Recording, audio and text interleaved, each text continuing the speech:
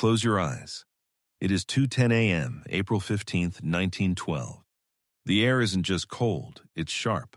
It's the kind of cold that feels like a physical weight on your chest. Somewhere in the distance, a white distress flare hisses into the black sky, illuminating a sea that looks like polished obsidian. Behind you, there is chaos. The scream of tilting metal, the desperate splash of oars, the frantic whispers of 1,000 people realizing the world is disappearing beneath their feet. But right here, on the slanting wood of the boat deck, there is something else. 8 men are standing in the dark. Their fingers are numb, turning a translucent bluish gray. Their tuxedos are soaked through with frozen sea spray. They aren't running for the lifeboats. They aren't fighting for a seat. They are simply playing. Tonight, we aren't talking about icebergs or engineering failures. We are talking about the movement of the 8. We are going back to the final hour of the RMS Titanic, not to watch her sink, but to listen to her final song. At the center of this group stands Wallace Hartley. He is the band leader, a man who spent his life playing for the joy of others. Just weeks before he boarded the Titanic, he had proposed to his fiancée, Maria. He carried her photograph in his breast pocket, tucked right behind his violin. When the ship struck the ice at 11:40 p.m., Hartley didn't wait for orders. He gathered his men, brave souls like Jock Hume, who was only 21, and Georges Crins, who had dreams of playing in the great halls of Paris. They began to play in the first-class lounge. At first, it was ragtime, fast, upbeat music meant to keep the panic at bay. They played as if they were in a grand ballroom in London, ignoring the fact that the floor was beginning to tilt and the fine china was sliding off the tables.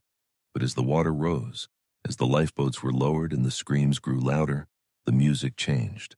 They moved out onto the deck into the biting night air. They didn't have to be there. Their contracts didn't require them to die for the passengers. They were technically independent contractors, not even official members of the crew. But Hartley believed in a code of honor. He believed that music could provide a civilized end to a savage night. Imagine the focus required to play a cello while the deck beneath you is at a 30-degree angle. Imagine trying to keep your bow steady as the lights of the ship begin to flicker and dim, casting long rhythmic shadows across the ice-covered wood. The survivors in the lifeboats, rowing away into the darkness, later described it as the most haunting thing they had ever heard. A wall of melody drifting across the water, competing with the roar of the ocean and the groaning of a dying giant. Then came the final song. Historians argue about what it was. Some say it was the hymn, "Nearer My God to Thee." Others say it was a somber French waltz called Song d'automne. Does it matter? What matters is the courage it took to choose a melody over a lifebelt. What matters is that at 2:15 a.m., when the bridge of the ship began to submerge and the great stern rose high into the stars, the music finally stopped. There was no applause, only the sound of the Atlantic reclaiming the silence. None of the 8 musicians survived that night. Weeks later, Wallace Hartley's body was recovered from the icy waters. He was still wearing his uniform, and strapped to his body in a final act of devotion was his leather music case.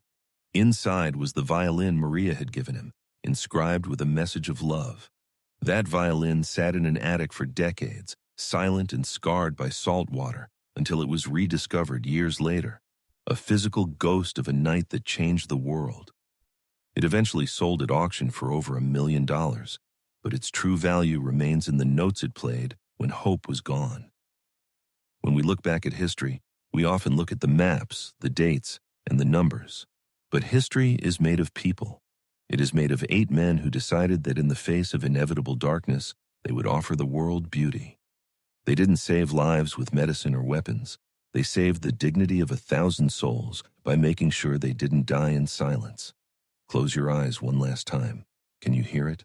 The faint echo of a violin drifting across the North Atlantic 100 years later.